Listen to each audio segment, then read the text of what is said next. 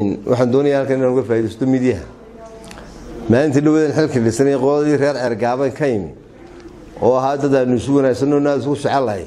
kelmadan iyagaba ku oran jiray ba dhibsadeen oo ay dhahan kelmadan dadka dhexdiisa naga tiraahdo ma yahay waxaan marka hore leeyahay raalli ka ahaada haddii ay si qalada u fahamteen waxa loogu dhuftay baa faraska inuu ka badiyo waxay aniga iga haydoon waalina soo gaadhaan in dagaalkiina u bedeshaan cumaamada islaamta ku tuuraysan bayga ahayd laakiin ma iga ahayn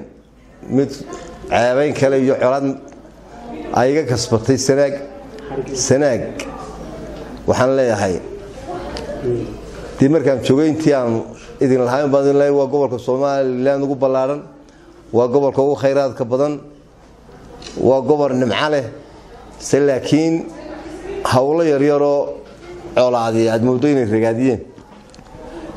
intaas uma lahayn war xabada waxa ka dhigataan islaamka ku dhufanaysan cumaamad ku dhufataan mushkilad kale weeyo amba colaadaanu hayay sanaag amba nacaybiga ma hayn waa dad ahaan dadkaan ugu jeclahay si wanaagsan intii aan joogaanaga aad bay loo soo shaqeeyeen kartidiina iyo wanaagiinu isqarin maayo intaasna anaga canaan bay ahayd haddii si kale loo fahmay oo walba laga yaabo deynama yaro dibadda iska joogan adduunyada waxba ka ogeynay media si kale u dhigaan waxba kama jiraan baan leeyahay reer Sanaag waana gobolkaygii insha Allah maalintii ugu dambeysay xilka tirayna insha Allah waan idinku soo noqonayaa baan kulleey ano barasaabay idinku soo noqonay waxba laga yaabaa inuu wasiirada idinku soo noqdo marka khayr badan baan ka rajaynayaa iyagana raalli ka ahaadaan leeynta hadda si kale u qaateen saak hawshooda waxay ka bilaabantay kulan aanu yeelanay isu duwayaasha gobolka ee wasaaradda iyo hay'adaha dawladda isuna meel dhignay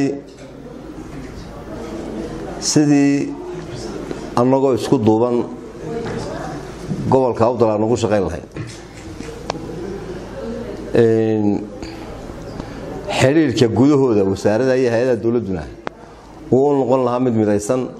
aanu hay'ad waliba individual aan iska kali aanu noqon waayo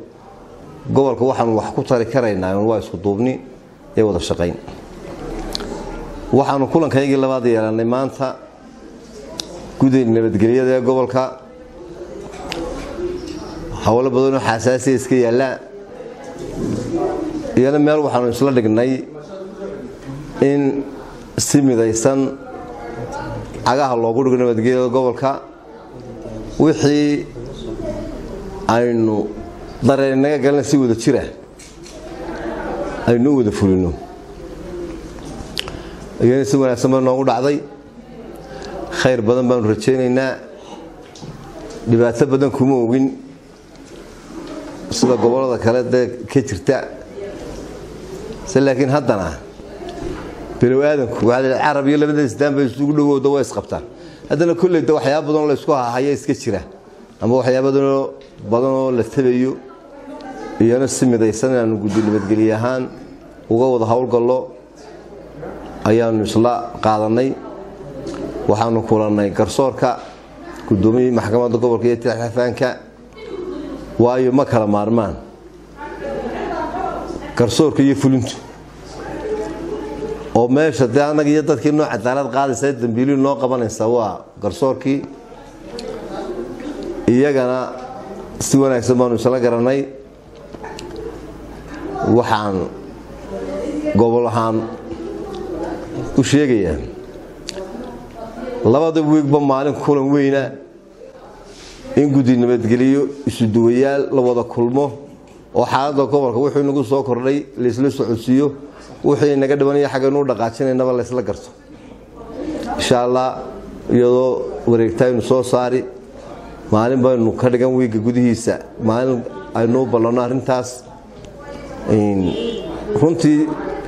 waxaan la kulmay dad aqoon-yahanoo wax badan fahmayo dhibaatada kalidu leedayna dareemaya